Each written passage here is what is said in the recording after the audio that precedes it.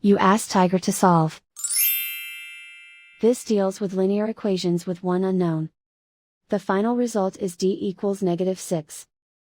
Let's solve it step by step. Simplify the expression. Group like terms. Simplify the arithmetic. Group all constants on the right side of the equation. Subtract 4 from both sides.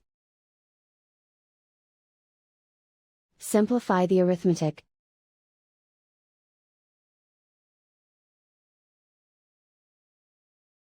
Isolate the d. Divide both sides by -2. Cancel out the negatives. Simplify the fraction. Move the negative sign from the denominator to the numerator. Find the greatest common factor of the numerator and denominator. Factor out and cancel the greatest common factor.